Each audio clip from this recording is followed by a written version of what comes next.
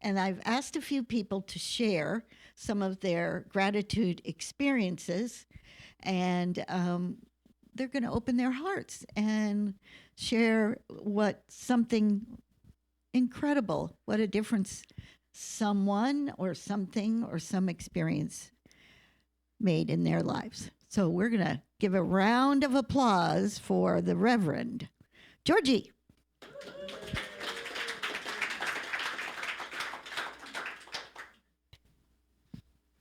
You want the mic? I want the mic. You bet. Well, Reverend Victoria, when you first called me and asked me to do this, even as she was talking, this overwhelm of, oh my God, I mean, I'm getting old now, guys. And so there are so many things I'm grateful for, but right behind that, immediately, the story came. Okay. Many of you know that I am in a same-sex relationship with Paula Wills. Paula is with us today. Few of you know the genesis of that story, and that is what I'm going to share with you today. So we have to go back a few years, 28 years, to 1997.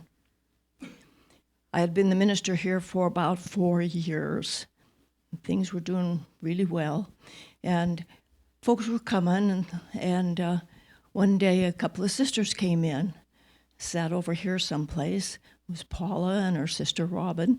They brought a friend with them, Grant, and pretty soon they kept coming back, and they got involved with the church, and they were in the choir and singing and so forth. And I thought, this is good, this is good. And, I don't know, several months went by, and Paula spoke to me one day, and she said, Georgie, I've got some friends coming from Arizona to visit, and I want to put a little dinner party on. Would you be one of my guests? And I'm going to invite Bonnie and our friend Bonnie Jean as well. And I said, no, that sounds like fun. Okay, I'll be glad to come. I said, what can we bring? And she said, well, I don't have enough chairs, so will you bring your own chair? And I said, yeah, I think we can handle that. That'll be okay. And so we went to the dinner party, and it was very nice. And it was nice to meet June and Kara for the first time. That's when I met them. And we sat around afterwards, the way you do, and you visit. And a couple of people were on the sofa visiting, and I was sitting still at the table. And I remember very distinctly, I was looking down. I don't know if I was looking for something more to eat off my plate or what, but I happened to be looking down when something pulled my eyes up, and I looked right into a wall of the most incredible love that I've ever had directed at me. Well, that scared me.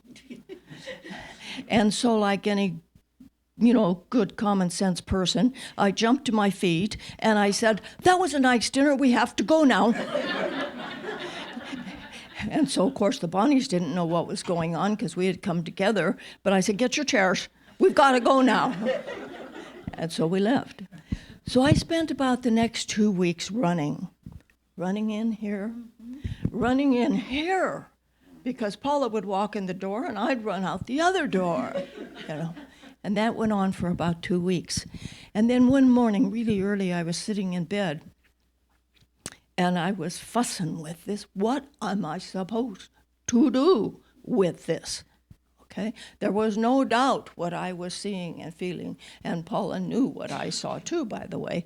And after I got done doing my fussing for a while, and I was quiet, Spirit spoke and said, Georgie, this is a gift.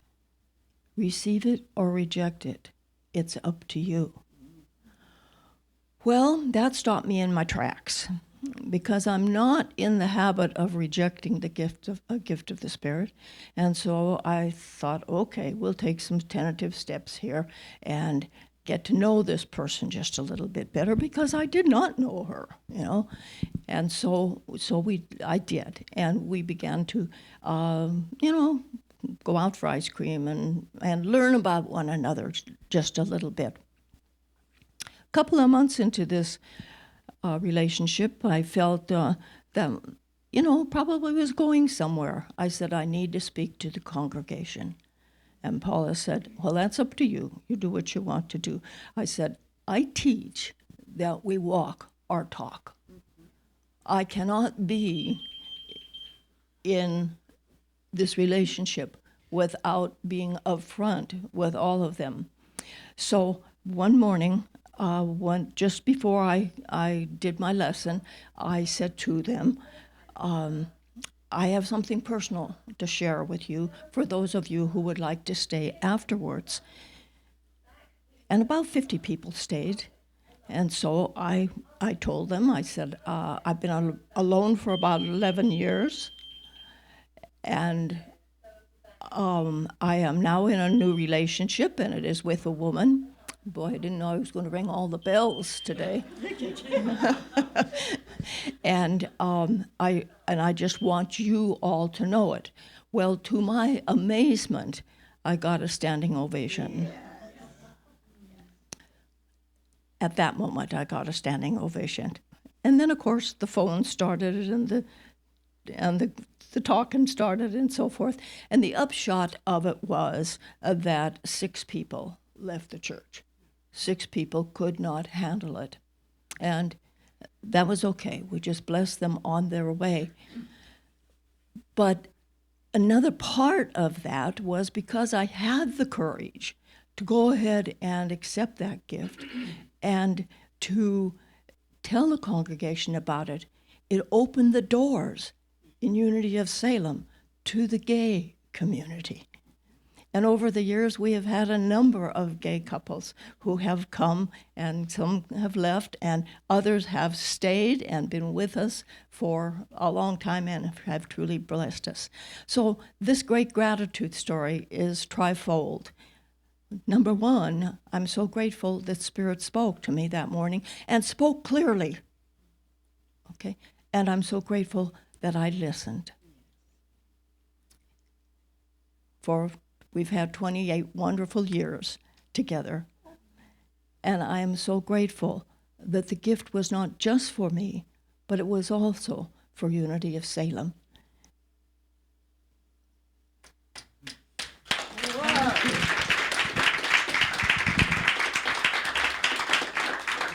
Thank you, thank you, thank you, thank you, thank you. Ed, there you are.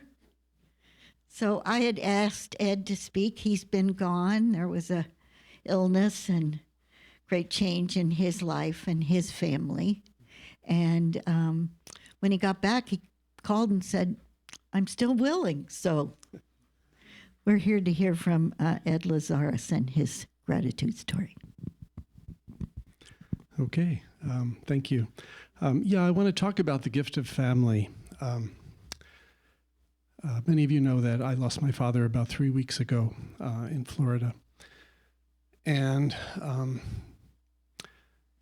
it's a deep sadness, and yet there's also a joy connected to it. And so I'd like to share a little bit of background information first. Some of you who know me better know a little bit about my history is that I grew up in a very close-knit family. My parents and my sister and I, younger sister, bratty sister, I might say. But, we had a close-knit family and did everything together. But things shifted when I became a young man. And I stepped out of some of the boundaries that my family had set.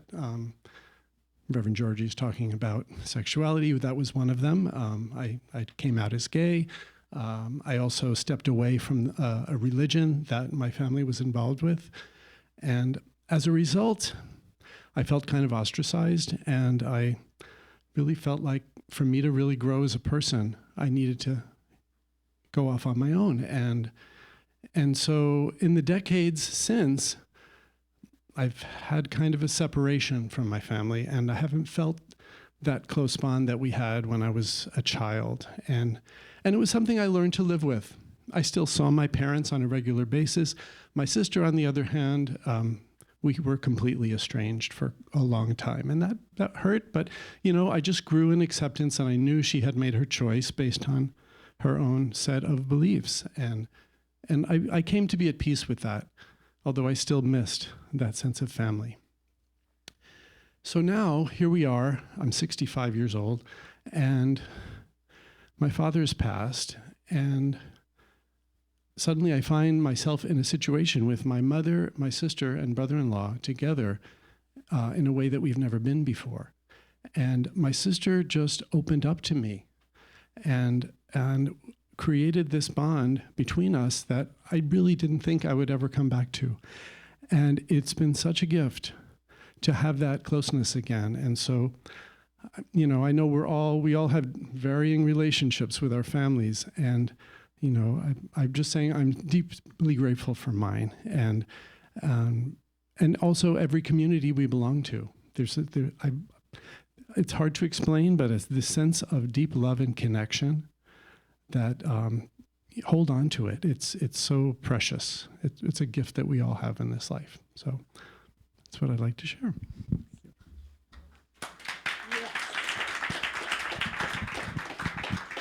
And now, Miss Peggy, would you like some help?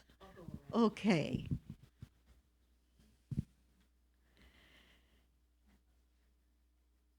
It's so incredible to hear. We come and we see each other, and we don't hear the story behind why we're here and what we're receiving. Most of you know me. My name's Peggy, and I've been going to church here for quite a few years. And I had physical things that happened to me at the end of June, where I was hospitalized for a month, and then I went into a rehab center for 3 weeks after that. But I couldn't have made it as far as I did without the prayers I got from here and the people that came to see me while I was in the hospital, because that motivated me and kept me grounded. And I wasn't able to even sit up on my own to start with. So I didn't want to go to the rehab center. I wanted to go home and see my dog. But I went to the rehab center, and as soon as I got in there, I knew that I had to work hard, and I could feel all of your prayers. And it got me through a stage that was hard to get through. And I've been doing so much better since I've been out because of all of you. A lot of you came to visit me in the hospital. That motivated me to keep going. So I want to thank all of you from the bottom of my heart. Bless you.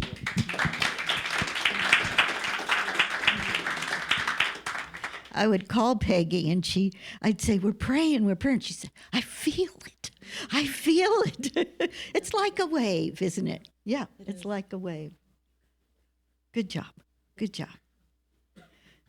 So I have just a few little words I want to say about gratitude. I'm so grateful for this community and for my opportunity to be here. And I have a friend, Amy Kisei, who's a Buddhist teacher. And this week I got her little post, and it talked about the difference between gratitude and gratefulness. And she shared that gratefulness is about being in the moment. It's about experiencing gratefulness now. We heard stories of gratitude, and that is incredible. And yet, how often are we grateful in the moment? Our minds go this way, they go that way. We're watching the news, we're driving the car, we're getting the cleaning from the cleaners, we're talking to a friend, the cell phone's ringing. Are we present in that moment? Are we constantly being diverted from being grateful? So as she talks about this, she talks about the willingness to be absolutely present. I just want to read a little bit to you from what she wrote. When I remember to practice gratitude, gratefulness, my world changes. The light shifts. My perception changes. I am invited into the life of this shared life. Now think about that a minute. When I move out of being scattered, I move into the energy of shared life, the spiritual energy of oneness.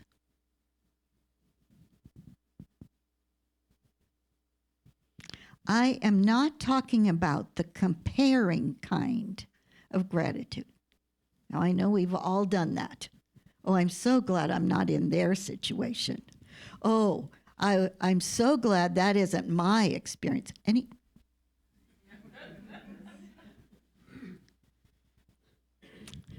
The kind of gratitude I'm in alignment with is found in the moment. The kind of gratitude I'm talking about is about the moment of being right here now. My heart contains the entire world. My prayers for peace and well-being extend to each expression of life's mystery. This got me thinking about how often do I really experience gratitude other than at Thanksgiving. I don't know how many of you still sit around the table and say what you're grateful for. This happened at our family last night. My daughter was sick on Thanksgiving. She called Wednesday night and said, "Oh, I can't cook. Can you come on Saturday?" So we were there last night. And we went around the table and talked about what we were grateful for. And a lot of it had to do with each other and the past. We were not really in the moment. Now, there's no right or wrong in gratitude. Please don't get thinking that's what I'm talking about. But I do want to remind us that we live a life 1 minute, 1 moment at a time. And we get to choose how we spend it. So how do I spend my time, my gratitude, my seeing and being present spiritually? So you might be surprised what I'm grateful for. I am grateful for knowing I am light. I am grateful for knowing I am light. And when I remember and re-remember, and when you mirror back to me light, I am light. I am wisdom. I am the divine presence on planet Earth. We are light. Every moment. Now, even in the midst of all the world's challenges, I am light. It is never diminished except in my mind. I'll say it again. It is never diminished except in my mind. I am light. And I'm just going to ask you to just go there for a minute and say to yourself, I am light. I am wisdom. I am love. I am. It's my DNA. It's who I am. Now, you wouldn't be sitting in this room if you didn't want to remember that. We remember over and over and over again, I am light. That's why we light this oneness candle, to remind us remind us. I was reading a little bit of Myrtle Fillmore today, and she was saying, I don't believe in sin. I don't believe that that which is called sin exists. Now, wrongdoings happen. Things get awry. And we are still light. A light that never is extinguished. We came as light. We leave the planet as light. It's not a concept, it's real. Now, sometimes it's hard to accept. Would you say? Yeah, I don't think so. I'm the exception. You don't know me. Right? Right? There's 3 people over here and 2 here. But I'm the exception. You just really don't know what I've done in my life. Well, I did some of that myself.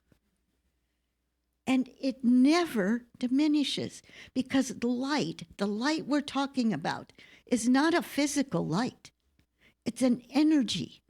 It's a field of energy. It's a cosmic energy. And it's like plugging in. I used to talk about it this way. When you plug in a light, you have to remember to plug it in. Duh. How many of us walk around saying, well, I can't do that. We didn't plug in. We didn't go in. We didn't remember who and what we really are.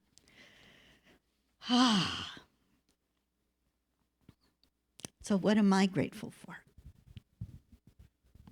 I'm grateful for you. And you. And you. And you. And you. And you. And you. And you. And you. And you. And you. And you. And you. And you. And everyone in this place. And you. And you. And you. Because you are my mirror. You are my mirror. I think I'm your mirror. We are mirroring back to each other that which we want to remember moment by moment, minute by minute. Our mind gets averted. Our heart is the container of the light. You remember that old story? This is Victoria's version. I used to say the scripture according to Victoria. Not many of people have heard of it. The old story about Jesus, Buddha, and Mohammed. Where shall we hide the light? When they were creating the world. Do you remember that story? Yes. Where shall we hide the light? And what did they decide? In the people's hearts. They'll never think to look there. Of course. Of course. How many of us are in touch with our heart? We're in touch with what's going on in the television. We're in touch with the economics. We're in touch with things we don't like. Those are viewpoints, remember? Those are viewpoints. Nothing wrong with a viewpoint as long as you remember. You're the light. You have a job to do here. I'll say it out loud. You have a job to do here, and that's to be the light. To be the light for yourself, for others, and for this magnificent world. And the question is, are we willing? Thank you. Are you willing? Yes. I am willing to be part of this incredible spiritual community. And let us be a light. Let us be a light to the community. Let us be a light to the places we go to work, to the grocery store, to all the places we are encountering. Let us remember. Right. Okay, bananas, the price of bananas are up. I am the light. I could get upset about this, or I could say, oh, maybe I'll get apples this week. Or maybe I'll make a new decision. I do not need to let that change what I remember about myself. I am the light. We are the light. So we're going to move into our meditation. We are light. And it's a bright light in this room. If you have anything in your lap, I always say put it, I know it's a furry one. If there's a chair next to you, maybe, or it could sit on the floor just for a minute. I invite you to, this is just Victoria, wiggle around in the chair. Shrug those shoulders. Let it go. Oh, let it go. Remember, closing our eyes together, or not. Deep breath and release. I am that I am, Jesus said. I am that I am, he said, that we might remember it for ourselves. I am that I am. Putting your hand on your heart, if that feels comfortable. Opening your palm, if that means you're receptive. Tapping your feet on the floor, if you'd like to be reminded of Mother Earth. Whatever takes you to that place of slowing your breath, breathing in and breathing out.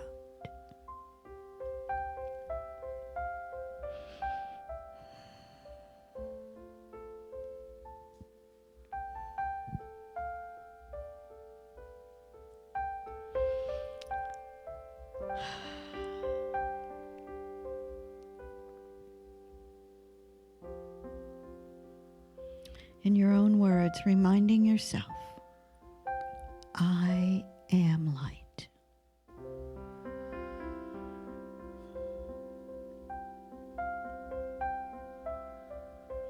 I am greater than any challenge, any fear, any worry. There is within me the divine presence that some call light, or love, or wisdom, or forgiveness.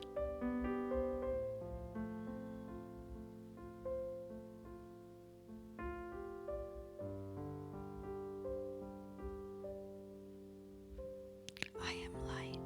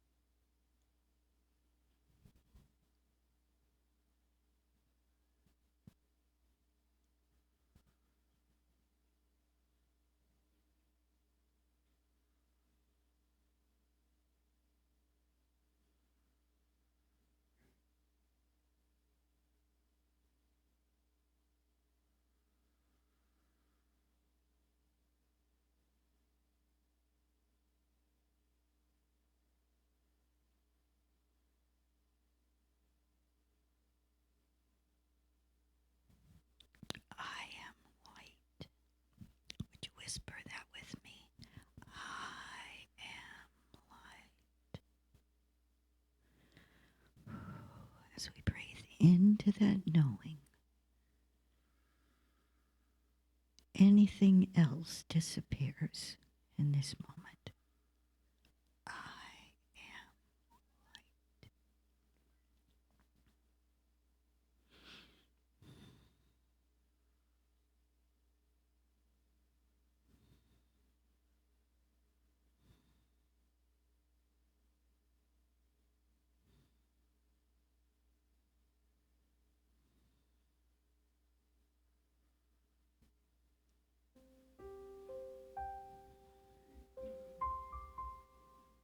We are light. Let's say it together.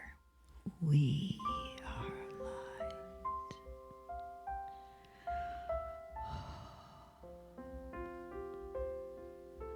Just breathe into the possibility of knowing this bright light, Unity of Salem, this beacon of light, shines bright.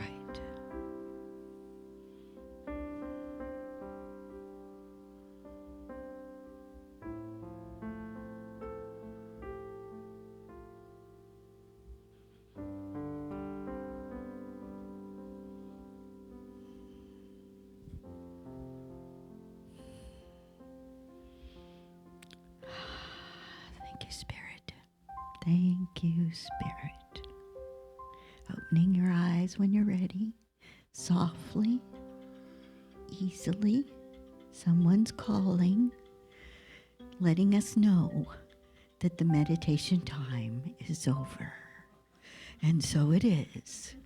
Amen. Amen.